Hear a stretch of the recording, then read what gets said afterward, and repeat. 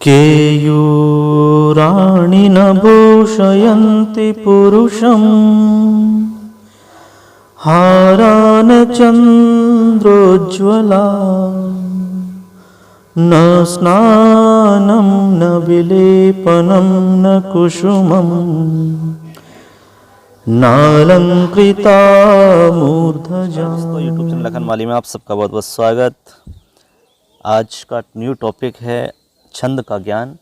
जो 12वीं कक्षा के विद्यार्थी हैं ऑल बोर्ड्स, चाहे वो किसी भी बोर्ड से एग्ज़ाम दे रहे हैं, चाहे वो राजस्थान बोर्ड से हों चाहे अन्य किसी भी राज्य के बोर्ड से एग्ज़ाम दे रहे हैं, तो छंद का टॉपिक जिनके भी चलता है और जो संस्कृत विषय के विद्यार्थी हैं उन सब के लिए आज का टॉपिक बहुत ही इम्पोर्टेंट है दोस्तों। इससे पहले हमने जैसे कि अलंकार है, संधि है और व्याकरण से संबंधित इम्पोर्टेंट कुछ टॉपिक्स की वीडियो हमने अपलोड कर दी है, जाकर के आप चैनल पर विजिट कर सकते हैं।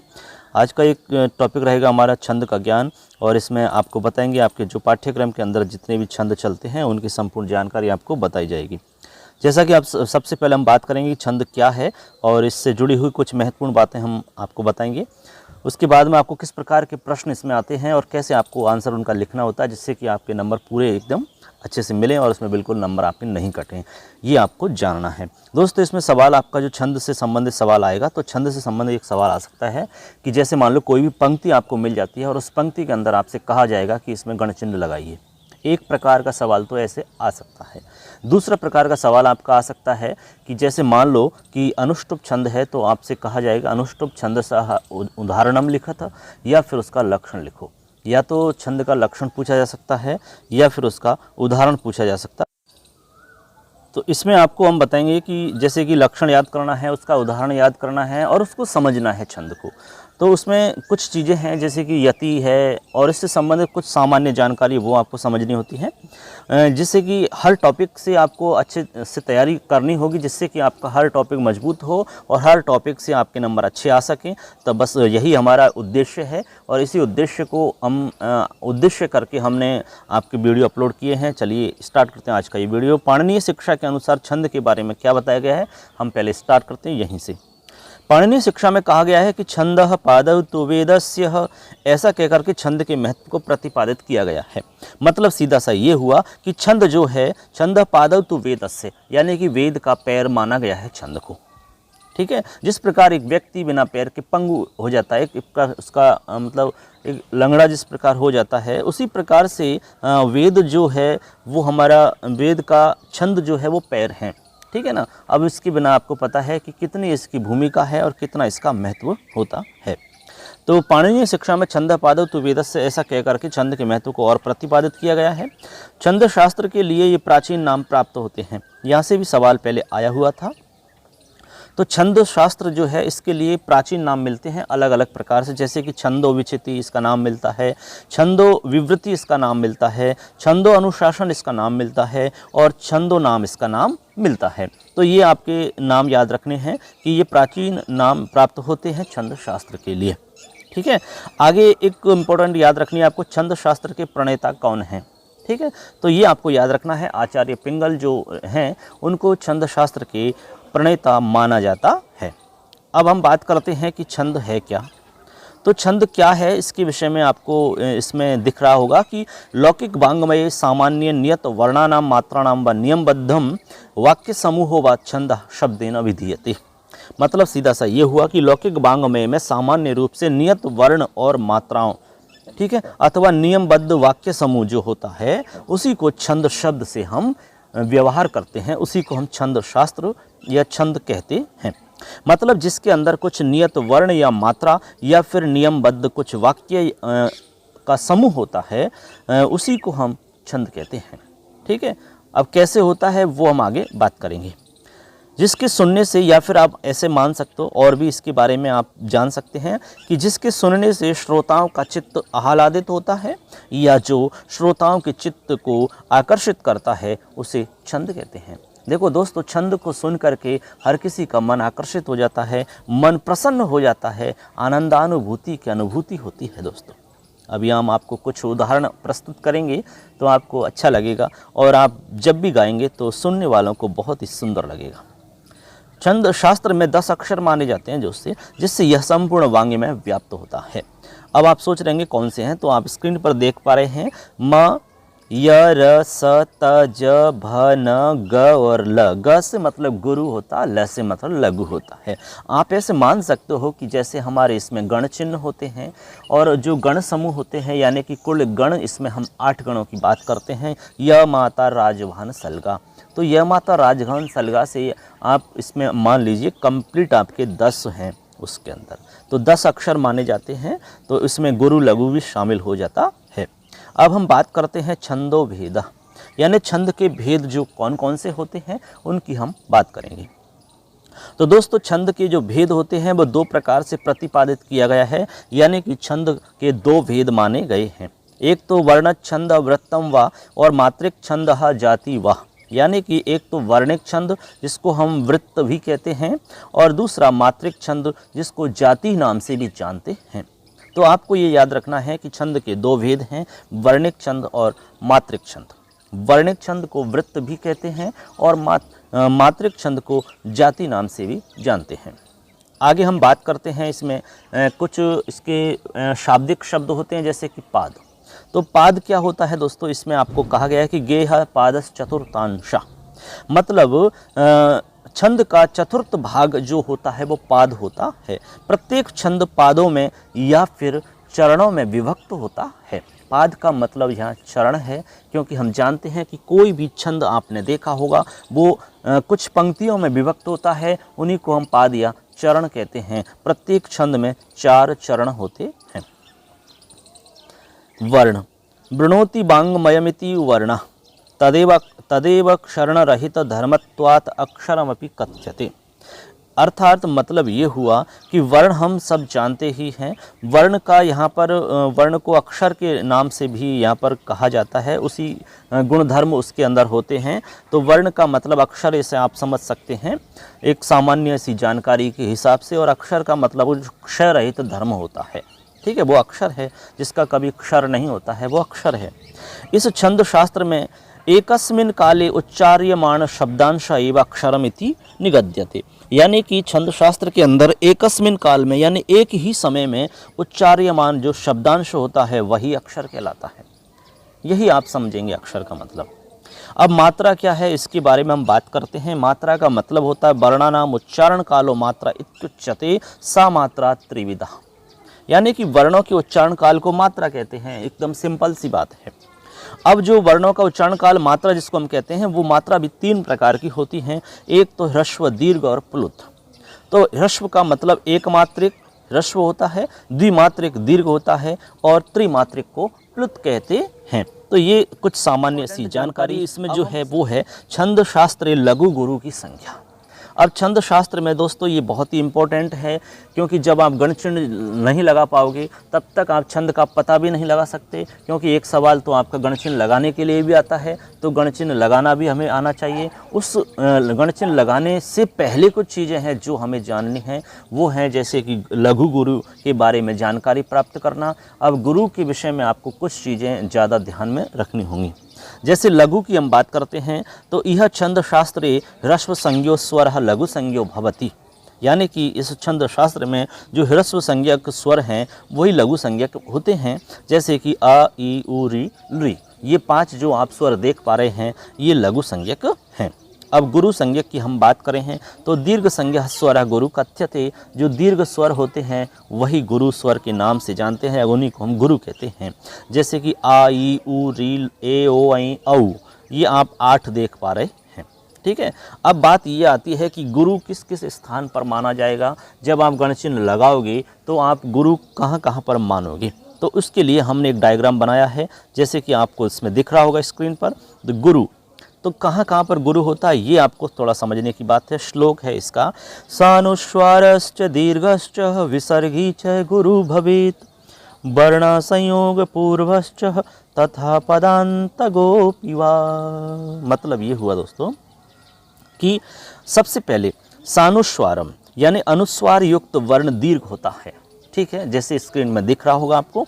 अनुस्वार युक्त वर्ण जो होगा वो दीर्घ होगा। जब भी आप किसी भी पंक्ति में आप लगा रहे हैं क्या गण चिन्ह, और उसमें आपको अनुस्वार युक्त कोई वर्ण दिख रहा है तो वो दीर्घ मानना है आपको, उसमें आपको दीर्घ निशान लगाना है। ठीक है, जैसे कि आपको उदाहरण में रामम लिखा हुआ है हमने, यहाँ पर रामम दिख रहा है तो रामम में म जो है वो अनुस्वार युक्त है तो म जो है वो दीर्घ हो जाएगा। ठीक है, दूसरा है दीर्घश्च, और दूसरा है कि दीर्घ जो मात्रा युक्त होगा वो दीर्घ मात्रा युक्त वर्ण जो होगा वो भी दीर्घ आएगा। जैसे कि रमा शब्द में माँ, यानी कि रमा में माँ दिख रहा है वो दीर्घ होगा। आगे है विसर्गी च गुरु भवेत, और जो विसर्ग युक्त वर्ण होगा वो भी गुरु कहलाएगा। तो ऐसे रामः लिख रहा है तो यहाँ पर मह जो शब्द वर्ण दिख रहा है वो आपका गुरु हो जाएगा। किस कारण से हो जाएगा? विसर्ग के लगने से। ठीक है, आगे है वर्ण संयोग पूर्वश्च। आगे है कि वर्ण संयोग पूर्व, यानी कि संयोग पूर्व वर्ण जो होता है वो दीर्घ कहलाता है। संयोग पूर्व वर्ण जो होगा वो दीर्घ कहलाएगा। जैसे आप देख पा रहे हैं संयोग पूर्व वर्ण विद्या। अब विद्या शब्द जो है इसमें आपका द्या से पहले वी है, वो दिखने में ह्रस्व है लेकिन आपके नियम के हिसाब से वो दीर्घ हो जाएगा। तो यहाँ पर संयोग पूर्व दीर्घ हो जाएगा, ऐसे करके वो दीर्घ माना जाएगा। तो यहाँ पर वी जो है वो दीर्घ की श्रेणी में आ जाएगा दोस्तों। ठीक है, इसके बाद में एक और बात ध्यान रखनी है, पदांतगोपि वा, मतलब ये हुआ कि पदांत में आवश्यकता के अनुसार हम ह्रस्व को भी दीर्घ मान सकते हैं। बस ये चीज़ें अपने को ध्यान में रखनी है। अब ये चीज़ आप ध्यान में रखेंगे, कहीं भी किसी भी पंक्ति में आप लगाएंगे गण चिन्ह और उसके बाद में आप देखेंगे छंद, तो कहीं भी आप कभी भी गलती नहीं कर सकते, ये हमारी गारंटी है दोस्तों। चलिए आगे बात करते हैं। अब गण की हम बात करते हैं, गण क्या है? 3 वर्णों के समूह को गण कहते हैं दोस्तों। गण का मतलब समूह होता है। अब इसमें आपको ध्यान रखना है कि गण का मतलब समूह होता है, तो आपको 3-3 वर्णों का एक समूह बनाना है, उसी को हम गण कहते हैं। इसमें छंद की हम जब बात करते हैं तो इसमें हम 8 गणों की बात करते हैं, 8 गण हम पढ़ते हैं। चलिए बताते हैं आपको डायग्राम के माध्यम से 8 गण कौन कौन से हैं। गण चक्रम, तो इसमें आप सबसे पहले तो हम आपको सूत्र बता देते हैं। जैसे कि सूत्र दिख रहा है, य मा ताराज भान सलगा, मतलब ये हुआ कि यगण मगण तगण रगण जगण भगण नगण और सगण, ये आपके 8 गण आप देख पा रहे हैं। तो इनके हमने एक एक उदाहरण आपको बताए हैं। जैसे कि य माता, जैसे सूत्र में जो देखा है उस सूत्र के आधार पर ही हमने यहाँ पर उदाहरण लिखा है। तो आपको करना क्या है, आप ऐसे मान लीजिए कि जो लघु वर्ण है उसके लिए आपको आई का निशान बनाना है। ठीक है, जैसे कि आप देख पा रहे हैं, और जो दीर्घ है उसके लिए एस का, जैसे अंग्रेजी में एस होता है उसी प्रकार का आपको चिन्ह बनाना है, और ऐसे करके आपको गण चिन्ह लगा देने हैं। तो य माता, तो य में ह्रस्व है तो आई लग जाएगा, आई का निशान हो जाएगा, और माँ में दीर्घ हो जाएगा और ता में दीर्घ हो जाएगा, तो आई डबल एस क्या ऐसा आपको दिखेगा। तो ये आपका य माता हो गया। ऐसे ही मातारा, ताराज, राजभा, जभान, भानस, नशल और शलगा, इस प्रकार से ये सब बन जाएंगे। ठीक है, तो ऐसे करके आप बना लेंगे, बहुत ही कोई इसमें दिक्कत वाली बात नहीं होगी, तो आप आसानी से समझ जाएंगे। इसमें एक लगाएंगे आप, फिर भी दिक्कत होती है कमेंट करके हमें बताएंगे, कोई भी प्रॉब्लम होती है आपकी समस्या का समाधान जरूर होगा दोस्तों। वीडियो को आप शेयर जरूर करें और हमारे चैनल को सब्सक्राइब जरूर करें। आपको इस पर आपको संपूर्ण जानकारी मिलती रहेंगी, आपको हर प्रकार का वीडियो आपको मिल जाएगा एजुकेशन से जुड़ा हुआ। चलिए आगे हम बताते हैं। आगे इसमें यति शब्द आता है। यति का मतलब विराम होता है, कि जब आप छंद बोलते हैं, उदाहरण बोलते हैं, तो आपको कहाँ पर यति करनी होती है, किस जगह पर आप रोकते हैं, उसको हम विच्छेद, विराम, विरति इत्यादि यति पर्याय, इनको हम यति के पर्याय मानते हैं। और ये विच्छेद भी कह सकते हैं, विराम कह सकते हैं और विरति भी कह सकते हैं। ठीक है, अब हम आगे बात करते हैं। अब आपके पाठ्यक्रम में जो छंद चलते हैं उनकी हम बात करेंगे। इससे पहले हमने अभी बात कर ली है कि छंद से जुड़ी हुई कौन कौन सी कुछ खास बातें होती हैं, कुछ महत्वपूर्ण तथ्य होते हैं, उनकी हम बात कर चुके हैं। वो सारी जानकारी आपको होगी तभी जाकर के आप छंद को समझ पाएंगे। अब हम बात करते हैं आपके पाठ्यक्रम में जो छंद चलते हैं उन्हीं की हम बात करेंगे। तो सबसे पहले हम बात करते हैं इंद्र वज्रा छंद। तो दोस्तों सबसे पहले तो आपको देखना है कि इंद्र वज्रा जो छंद है वो वर्णिक छंद है और इसके अंदर आपके 11 वर्ण होते हैं। तो सबसे पहले तो आपको वर्ण याद रखने हैं। इंद्र वज्रा में 11 वर्ण होते हैं। 1-2 बार आप देखोगे तो निश्चित याद हो जाएगा। अब उसके बाद में बारी आती है लक्षण की, तो लक्षण आपको याद रखना होगा। तो लक्षण आप बोलेंगे, स्यादिंद्र वज्रा यदि तौ जगौगा, इस प्रकार से आप बोलोगे, स्यादिंद्र वज्रा यदि तौ जगौगा, मतलब सीधा सा ये हुआ कि इसके अंदर आपको स्याद इंद्र वज्रा के अंदर यह तऊ जगऊगा, मतलब 2 तगण होंगे, आपको 1 जगण मिलेगा और 2 गुरु मिलेंगे। तो आप लक्षण के अंदर आपको सब कुछ लिखा हुआ होता है, लक्षण को आप समझेंगे तो आप निश्चित रूप से उसकी पूरी व्याख्या कर पाएंगे। ठीक है, तो इसमें आप देख पा रहे हैं 2 तो तगण मिलेंगे आपको, और तगण में आपको क्या होता है, तगण आप पहले देख लीजिए ताराज, यानी कि SSI ऐसा कुछ चिन्ह दिखेगा। उसके बाद में आपको तगण के बाद में जगण मिलेगा जभान, तो ISI ये मिलेगा, ISI। ठीक है, उसके बाद में गुरु मिलेंगे, तो गुरु में आप जानते हैं दीर्घ होता है। अब ये आपका उदाहरण है, उदाहरण में हमने आपको एक बताया है किस प्रकार से आपको चिन्ह लगाना है। तो सीधा सा ये है कि आपको लक्षण याद करना होगा और वर्ण आपको याद करने कितने वर्ण इसमें होते हैं, और उसके बाद में उदाहरण याद करना है। तो उदाहरण है जैसे कि भानु सकृद्योक्त तुरंगैव रात्रिं दिवं गंधवः प्रयाति शेषा सदैव हित भूमि भारा षष्ठांश वृत्तेरपि धर्म एष। तो ये इसका उदाहरण है। उदाहरण में आप देख पा रहे हैं, तो इसमें हमने आपको 2 पंक्तियों में लगाकर बताया है। जैसे कि आप लास्ट की पंक्ति देख लीजिए, जैसे कि षष्ठांश वृत्तेरपि धर्म एष। तो सबसे पहले आप वर्ण गिन सकते हैं, 1 2 3 4 5 6 7 8 9 10 और 11 वर्ण इसमें आपको दिख रहे हैं।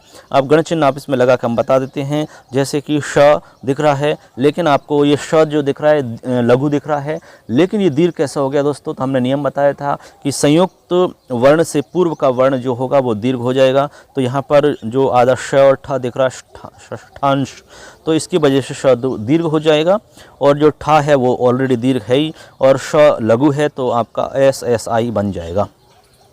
अब वृत्तेरपि में भी आपका व्री जो वृत्तेरपि दिख रहा है, यहाँ भी यही स्थिति है, संयोग पूर्व दीर्घ हो जाएगा तो SSI हो जाएगा, और एक ही मात्रा दीर्घ होती है, र लघु होता है तो SSI बन जाएगा। पी जो है लघु है, ध और रे आगे र है तो संयुक्त पूर्व वर्ण की वजह से दीर्घ हो जाएगा, और म जो है वो आपका लघु रहेगा। ए जो है दीर्घ है ही, और श विसर्ग युक्त होने की वजह से दीर्घ हो जाएगा। ऐसे करके अब एक पंक्ति आपको बता दी है। ठीक है, अब आप ये तो हो गया आपका ये छंद, आप याद रखेंगे इसको, इंद्र वज्रा है। अब आगे हम बात करते हैं दूसरा छंद कौन सा, आपका शालिनी। अब शालिनी दोस्तों इसमें भी 11 वर्ण होते हैं। तो अब आप सोच लेंगे इसमें भी 11 उसमें भी 11, तो आप कैसे पता करेंगे, उसके लिए हम आपको बता देते हैं। तो इसमें क्या है, सबसे पहले तो आपको वर्ण याद रखने हैं, तो 11 वर्ण होते हैं, चलो ठीक है। इसके बाद में आपको लक्षण देखेंगे तो लक्षण आपको अलग मिल जाएगा, तो उसी से हम अंदाज़ा लगा पाएंगे। जैसे मातौ गौ चेत शालिनी वेद लोकई, तो इसमें आप देख पा रहे हैं, इसमें सबसे पहले मगण मिलेगा, उसके बाद में तगण मिलेगा, फिर आपको तगण मिलेगा, और लास्ट में 2 गुरु मिलेंगे। तो ये आपके गणों से है। जब आप वर्णों से आपको पता लग जाए कि वर्ण दोनों समान हैं, तो आप अंदाज़ा लगाएंगे वहाँ पर पहला गण कौन सा है। यदि पहला गण भी समान हो जाता है तो दूसरा आपको गण देखना होगा। ठीक है, तो ऐसे करके आप पता लगा सकते हैं, कन्फर्म आपको पता लग जाएगा। तो शालिनी में आपको बोल के भी अंदाज़ा लगा सकते हैं, मातौ गौ चेत शालिनी वेद लोकहि। चलो ये तो आपका लक्षण हो गया, 2-3 बार बोलेंगे, याद हो जाएगा। क्रम आपको देख ही रहे हैं आप, इसमें मगण तगण तगण 2 गुरु। ठीक है, यदि आपको 4-7 पे करनी है, ये आपको बोलने से अंदाज़ा लग जाएगा। अब इसमें उदाहरण आप देख लीजिए, उदाहरण में आपको एक बम लगा के बता देंगे, उससे आपको अंदाज़ा लग जाएगा। सा निंदन्ति स्वानि भाग्यानि बाला बाहूत क्षेपम क्रंदितुम च प्रवृत्ता स्त्री संस्थानम चाप्सरस्तीर्थमारा दुत्क्षिप्यैनाम ज्योतिरेकम जगाम। ठीक है, तो आप देखेंगे यहाँ पर सबसे पहले आपको एक तो लक्षण याद करना है। लक्षण इसके अलावा और भी यदि आपको याद है तो वो भी आप याद कर सकते हैं।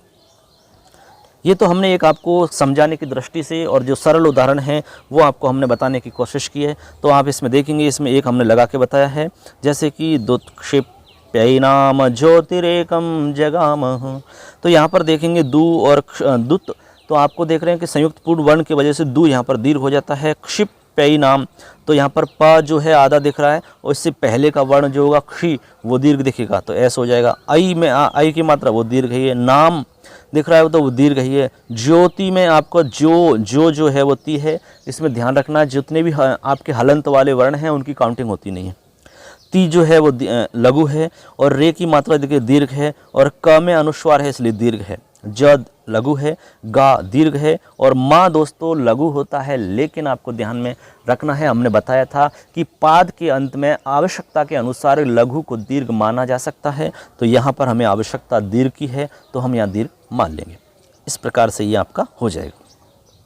अगला है आपका भुजंग प्रयात। अब दोस्तों भुजंग प्रयात में 11 वर्ण नहीं 12 वर्ण होते हैं इसमें। इससे पहले हमने 11 वर्ण वाले 2 छंद देख लिए, इंद्रवज्रा और शालिनी। अब हम इसमें भुजंग प्रयात में 12 वर्ण का देखेंगे। भुजंग प्रयात बहुत ही सरल है, आप आसानी से इसको समझेंगे। तो इसके अंदर आप 12 वर्ण याद रखने भुजंग प्रयात में, और भुजंग प्रयात का लक्षण याद रखना, भुजंग प्रयातम चतुर्भिर्यकारैः, भुजंग प्रयातम चतुर्भिर्यकारैः। यानी भुजंग प्रयात में 4 यकार होते हैं, यानी कि 4 यगण होते हैं। तो इसमें आपको लगातार 4 यगण मिलेंगे। तो यगण में मतलब होता है य मा ता, यानी कि य मा ता। ठीक है, हो गया, सूत्र में याद रखें, य मा ता राज भान सलगा, तो य मा ता, यानी कि ISS ऐसा आपको मिल जाएगा। तो अब इसका उदाहरण देखिए, त्वमेकं शरण्यं त्वमेकं वरेण्यं त्वमेकं जगत्पालकं स्वप्रकाशं त्वमेकं जगत्कर्तृपात्री प्रहन्त्री त्वमेकं परनिष्ठलं निर्विकारम्। भुजंग प्रयातं चतुर्भिर्यकारै त्वमेकं शरण्यं त्वमेकं वरेण्यं। ऐसे आपको लक्षण को बोलना है, बार बार बोलेंगे, लिखेंगे तो निश्चित याद हो जाएगा। आपका एक भी इसमें से नंबर नहीं कटेगा दोस्तों। तो आप इसमें देख लीजिए, हमने एक लाइन में लगा के बताया है त्वमेकम, यानी कि त्वम, तो वह जो दिख रहा है आपको पता है हलंत को इसमें काउंटिंग में नहीं आते हैं ये। तो वह जो है ये लघु है, और में दीर्घ है, कम दीर्घ है, प र ये लघु है, और रनी तो इसमें दीर्घ हो जाएगा, ये भी दीर्घ हो जाएगा, ल दीर्घ हो जाएगा, च लघु है ही, निर दीर्घ हो जाएगा, वी लघु है, कार दीर्घ है, और र दीर्घ हो जाएगा। ठीक है, क्योंकि अनुस्वार है लास्ट में इसलिए। तो ऐसे करके आपको ये हो गया भुजंग प्रयातम चतुर्भिर्यकारैः। अब आगे चलते हैं इसके बाद में। 4 नंबर पे हम आपको बता रहे हैं द्रुत विलंबित, बहुत ही अच्छा छंद है द्रुत विलंबित। ये भी 12 वर्णों का है दोस्तों, द्रुत विलंबित। तो 12 वर्ण इसमें भी याद रखने हैं। इससे पहले भुजंग प्रयात में उसमें भी 12 वर्ण थे, इसमें भी 12 वर्ण होते हैं। तो अब 12 वर्ण जब मिल जाते हैं तो आपको गणों के हिसाब से आपको अंतर करना होगा। तो अब लक्षण आपको याद रखना है, द्रुत विलंबित महानभौ भरौ, द्रुत विलंबित महानभौ भरौ। मतलब ये हुआ कि इसके अंदर नगण, भगण, भगण और रगण होते हैं। यानी कि नगण होगा, फिर भगण होगा, फिर भगण होगा, फिर रगण होगा। तो ऐसे करके आपके इसमें 4 गण होंगे। और आपको पता है एक गण में 3 वर्ण होते हैं, तो 4 तिया के 12, तो यानी कि 12 वर्ण टोटल हो जाते हैं। तो लक्षण याद करना है, द्रुत विलंबित महानभौ भरौ। अब उदाहरण देखेंगे, आप उदाहरण याद करेंगे, जैसे लक्षण बोल रहा है उसी प्रकार से उदाहरण बोलने में आना चाहिए। तो आप अंदाजा लगा सकते हैं, बोलकर भी पता लगा सकते हैं। इतर पाप फलानि यदृच्छया वितरतानि सहे चतुरानन अरसिकेषु कवित्त निवेदनम शिरसि मालिक मालिक मालिक। ठीक है, तो ये आपका उदाहरण हो गया दोस्तों। अब इसमें हमने एक में लगा के बताया शिरसी मालिक, तो इसमें आपको पता है तीनों के तीनों आपको ह्रस्व दिख रहे हैं, तो आई आई आई ट्रिपल आई हो जाएगा। फिर मालिक में एस है, लिख में फिर ह्रस्व हो जाएगा। तो सिंपल सा है, आप इसमें लगा पाएंगे, आसानी से लग जाएगा। तो आपको उदाहरण याद रख लेना है, लक्षण याद रखना है, बार बार बोलेंगे, लिखेंगे तो आप कन्फर्म याद कर पाएंगे। द्रुत विलंबित महानभौ भरौ, इतर पाप फलानि यदृच्छया। आप ऐसे बोल सकते हैं। अगला है आपका वसंत तिलका। वसंत तिलका में 14 वर्ण होते हैं, तो ये थोड़ा अलग है। तो 14 वर्ण वाला हम पहला देख रहे हैं अभी। इससे पहले हमने 11 और 12 के देख लिए। चलिए, अब इसका लक्षण है, वसंत तिलका में 14 वर्ण होते हैं, ये आपको ध्यान रखनी है एक चीज़। तो अब इसका उदाहरण देखेंगे, लक्षण देखेंगे। उक्ता वसंत तिलका तब जा जगौग, उक्ता वसंत तिलका तब जा जगौग, ये आपका लक्षण रहेगा। और इसके अंदर जो गण कौन कौन से रहेंगे, तगण रहेगा, फिर भगण रहेगा, फिर जगण रहेगा, फिर जगण रहेगा, और लास्ट में आपको 2 गुरु मिलेंगे। ठीक है, तो ऐसे करके आप, ये तो आपका गणों का क्रम रहेगा। अब इसमें आपको उदाहरण हम बताते हैं, उदाहरण के हिसाब से आप समझ पाएंगे और इसमें आप गण चिन्ह लगा सकते हैं। उदाहरण बहुत ही प्रसिद्ध है, हमने जो सरल और प्रसिद्ध उदाहरण है उसी को यहाँ पर लिया है। पद्माकरं दिन करो विकची करोति चंद्रो विकासयति कैरव चक्रवालम नाभ्यर्थितो जलधरोऽपि जलं ददाति संत स्वयं परहिते विहिता वियोगा। तो ये आपका हो गया पद्माकरं दिन करो विकची करोति चंद्रो विकासयति कैरव चक्रवालम नाभ्यर्थितो जलधरोऽपि जलं ददाति संत स्वयं परहिते विहिता वियोगा। बात करते हैं तो ये आपका अगला और छठा हरिणी छंद। ठीक है दोस्तों, हरिणी है, इसमें कोई खास था नहीं, इसलिए हमने आपको जो पुस्तक में है वो का वही आपको यहाँ मिल रहा है। तो हरिणी छंद के बारे में हम देख रहे हैं। हरिणी के अंदर आपको सबसे पहली चीज़ तो देखना है कि वर्ण कितने होते हैं। तो दोस्तों इसमें आपको टोटल जो वर्ण मिलेंगे वो सप्तदश वर्ण यानी कि 17 वर्ण मिलते हैं, यानी कि इसमें वर्ण होते हैं 17। तो एक चीज़ तो ये याद रखनी है कि कुल वर्ण की संख्या कितनी होती है, 17 वर्ण आपको मिलेंगे इसमें। ठीक है, और आपको यति में आपको 6, 4 और 7 पर आपको थोड़ा सा इसमें रुकना होता है, यानी कि ये यति का आपका क्रम रहता है 6, 7 और आपका 6, 4 और 7 यति रहेगी। और पहले आपको लक्षण याद रखना है और उसके बाद में आपको उदाहरण इसमें बताएंगे। तो हरिणी में आपको 17 वर्ण याद रखने हैं। न सम रस ला ग षड वेदई हयई हरिणी मता। ये इस प्रकार से बोलेगा क्योंकि इसमें 6 पे यति करनी है, फिर 4 पे और फिर 7 पे यति करनी है। तो हमने जैसे कि 6 पे किया, न स म रस लाग 2, 4 और 6, रस ला तक 6 हो रहे हैं, 6 पे यति होगी। उसके बाद में ग षड वेदही, तो ग और श और वेदही, तो यहाँ पर 4 हो जाते हैं, यहाँ यति होगी। फिर हयई हरिणी मता, यहाँ पर आपके 7 बचते हैं, यहाँ पर यति होगी। न सम रस ला गह षड वेदही हयई हरिणी मता। तो ये आपका लक्षण हो जाता है। अब हम इस लक्षण का मतलब आपको बता देते हैं दोस्तों। जैसे कि लिख रहा है कि यस्य छंदसा प्रतिचरणे नगण मिलेगा, सगण मिलेगा, मगण मिलेगा, रगण मिलेगा, फिर सगण मिलेगा और लास्ट में लघु और गुरु वर्ण मिलेंगे। ये आपका क्रम से लिख रहा है, नसम रस लाग। ठीक है, तो नगण, सगण, मगण, रगण, सगण और लघु और गुरु, बस उसी को हरिणी कहते हैं। इसमें 17 वर्ण होते हैं, 6, 4 और 7 पर आपको यति करनी है। उदाहरण देख लीजिए, इससे भी और स्पष्ट हो जाएगा। तो जैसे कि अभिजनवतो 6, 4, 7 पे यति करनी है, तो 2, 4 और 6। ठीक है, फिर यहाँ तक हो जाएगा। तो देखो, अभिजनवतो भरतु श्लाघ्ये स्थिता गृहिणी पदे विभव गुरु भी कृत्यस्तस्य प्रतिक्षण माकुलाः तनयमचिरात् प्राचीवार्कं प्रसूय च पावनं मम बृहद् विरहजां न त्वं वत्से शुचम गणयिष्यसि। तो इस प्रकार से हम बोल के आपको बताया है। तो ये हरिणी को हम इस प्रकार से बोलते हैं और गणचिन्ह आप कैसे लगाते हैं ये भी आप देख पा रहे हैं इसमें।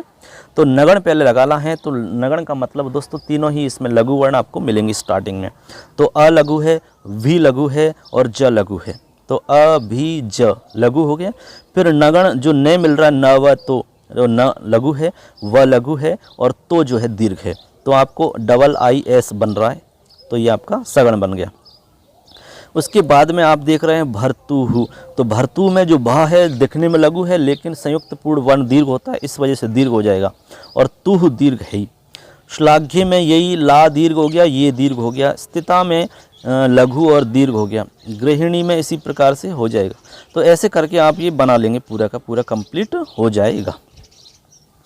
चलिए अब इसके बाद में हम आगे बताते हैं 7 नंबर। सुंदर है। अब शिखरणी। शिखरणी में आपको ध्यान रखना है, इसके अंदर भी 17 वर्ण होते हैं और 17 वर्ण इसमें आपको याद रखना है। इससे पहले जो हमने देखा अरण्य उसमें भी 17 वर्ण थे और इसके अंदर भी आपको 17 वर्ण हैं, लेकिन आपको इसमें गणों में अंतर मिलेगा, इसलिए उसी से आपको अंतर करना होगा। तो सबसे पहले तो लक्षण की बात करते हैं, लक्षण से आपका अंतर हो जाएगा। रसैरुद्रैश्छिन्ना यमनुसभुलाग शिखरिणी, रसैरुद्रैश्चिन्ना यमनुसभुलाग शिखरिणी। मतलब ये हुआ कि यत्र प्रत्येकस्मिन् चरणम, जहाँ पर प्रत्येक चरण के अंदर यगण मगण नगण सगण और भगण पूर्वकम अंते एको लघु वर्णः तदंते चैको गुरु वर्ण स्यात्। ठीक है, मान यानी कि लघु वर्ण और गुरु वर्ण दोनों मिलेंगे और आपको यगण मिलेगा, मगण मिलेगा, नगण मिलेगा और सगण मिलेगा और बगण मिलेगा। ठीक है, ये तो आपको गणों का क्रम रहेगा। और सप्तदश वर्णात्मकम इदम छंद है शिखरणी। ठीक है, आपका जो यति होगी वो यति कहाँ पर होगी, इसमें 6 और 11 पर यति होगी। एकादश वर्णांते च यति यानी कि षड वर्णांते और एकादश वर्णांते यति यानी 6 और 11 पर यति होती है। तो आपको इसमें हम बोल के बताएंगे किस प्रकार से आपको यति इसमें होती है।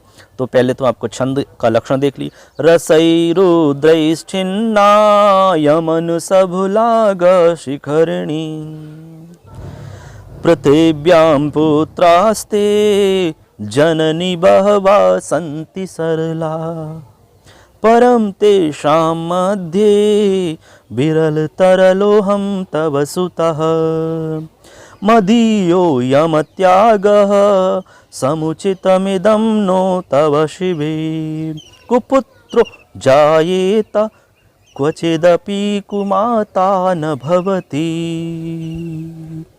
बहुत ही सुंदर, ये आपने देखा भी, तो आपको याद करना है, बार बार बोलना है, सुबह उठते ही पाठ करना है। बहुत ही सुंदर लगेगा, मन प्रसन्न हो जाएगा, आसपास का वातावरण भी बहुत ही एकदम शुद्ध हो जाता है। चलिए अगला छंद आपको बताते हैं, मंदाक्रांता। मंदाक्रांता दोस्तों छंद बहुत ही अच्छा है और इसके अंदर भी आपको कुल वर्ण मिलेंगे 17, यानी कि 17 वर्ण इसमें भी मिलते हैं। तो आपको 17 वर्णों के बारे में ध्यान रखना है। आपको अलग अलग गण जो लक्षण है उन लक्षणों से पता लगाना है कि कौन सा छंद होगा। तो लक्षण की हम बात करेंगे और इसमें सबसे पहले तो आपको बता देते हैं कि इसमें आपको यति कहाँ पर करनी है। तो यति करनी है आपको 4, 6, 7 पर, यानी कि 4, 6 और 7 पर यति करनी है। तो उसी प्रकार से आप रखोगे, जैसे कि मंदाक्रांताम बुधि रस नगैर मो भनौ तौग योगमं, तौग योगमम। तो इसमें आपको देखो चतुर्थ यानी कि 4, मंदाक्रांता, मंदाक्रांता अम्भुधिरस नगैः मोभनौ तौगयुगमम्, मंदाक्रांता अम्भुधिरस नगैः मोभनौ तौगयुगमम्।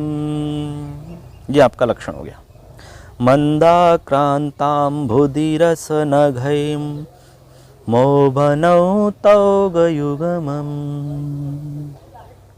यानी कि जिसके अंदर मगण भगण नगण और 2 तगण और अंत में गुरु, जो 2 गुरु मिलेंगे वही आपका मंदाक्रांता होता है। मंदाक्रांता के अंदर आपको हम उदाहरण बताते हैं, उदाहरण बहुत ही अच्छा है और आप इससे सुन के अंदाज़ा लगा सकते हैं। ठीक है, देखिए सुनिए।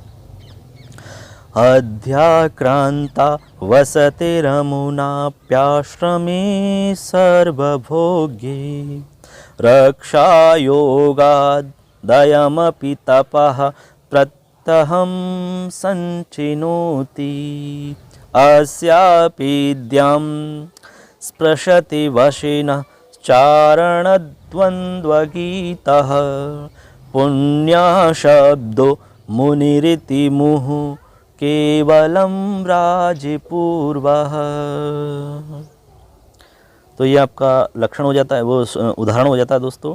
इस प्रकार से आप बोल सकते हैं, गण चिन्ह लगा सकते हैं, इसमें कोई आपको दिक्कत नहीं है। अध्याक्रांता वसति रमुनः अप्याश्रमे सर्वभोगे, रक्षायोगादयमपि तपः प्रत्यहं सञ्चिनोति, अस्यापीद्यां स्पृशति वसिनश्चारणद्वन्द्वगीतः, पुण्या शब्दो मुनिरिति मुहुः केवलं राजपूर्वः।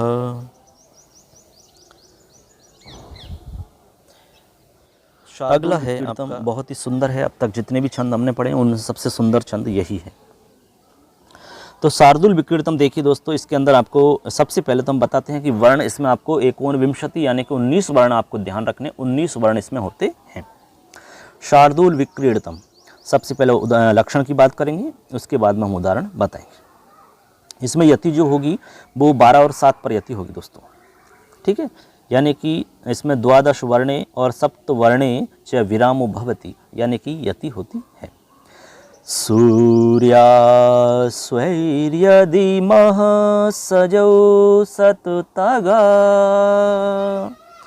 शार्दूलविक्रीडितम्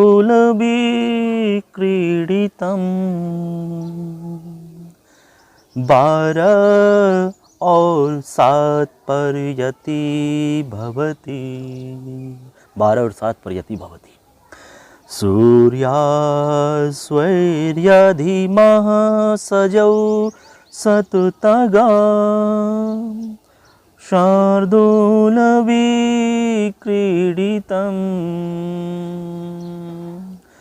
12 और 7 पर यतिर्भवति, 12 7 पर यति होती है। तो ऐसे आप बोल सकते हैं। तो ये आपका लक्षण हो जाता है दोस्तों।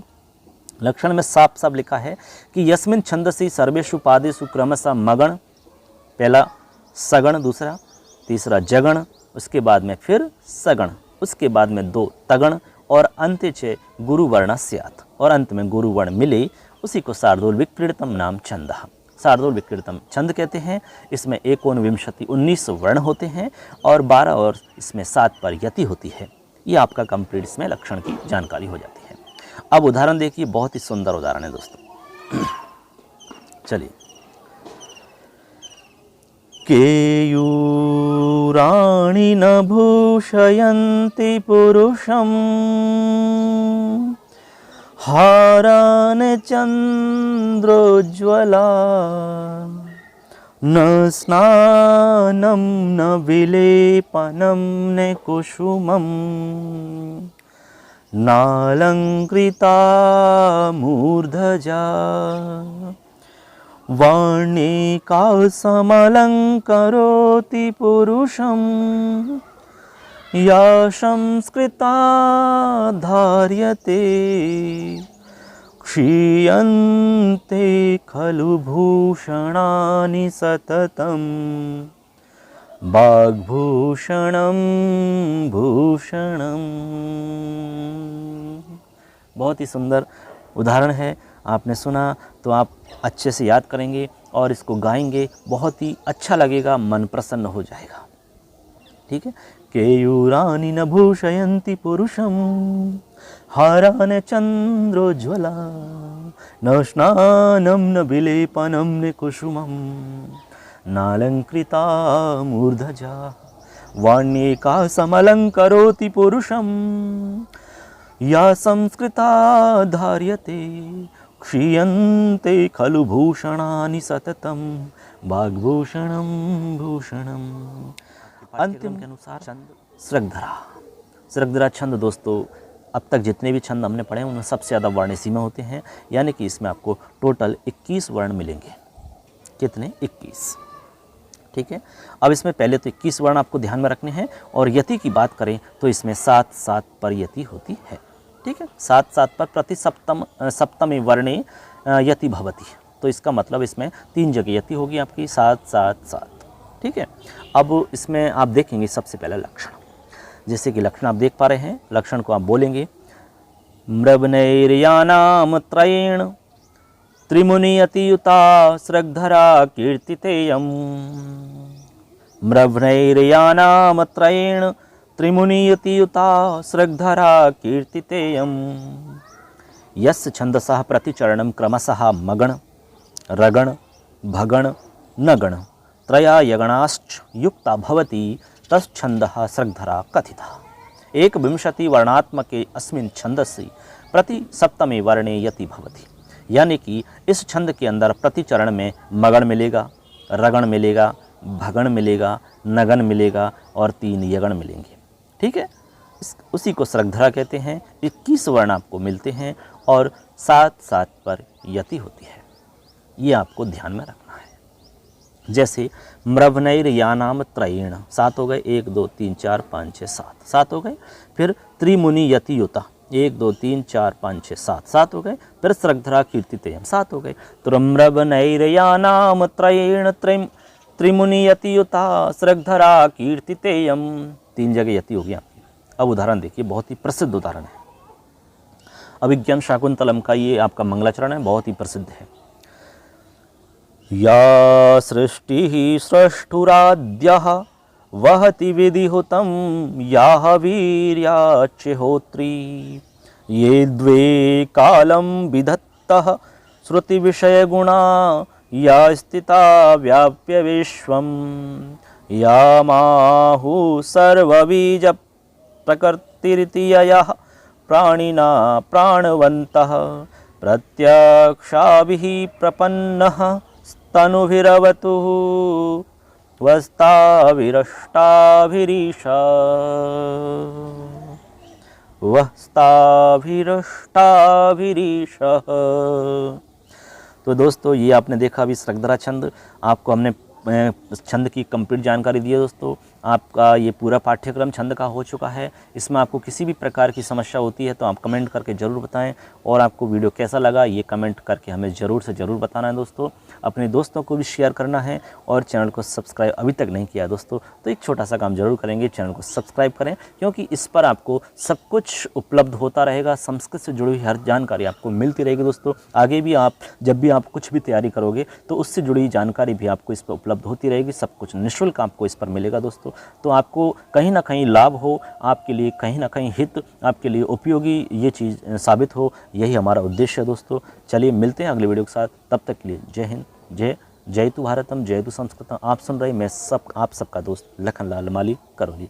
मिलते हैं अगले वीडियो के साथ। तब तक के लिए अपना ध्यान रखें, ख्याल रखें, और संस्कृत को पढ़ते रहें और लोगों को सुनाते रहें। जय तु भारतम, जय तु संस्कृतम। धन्यवाद।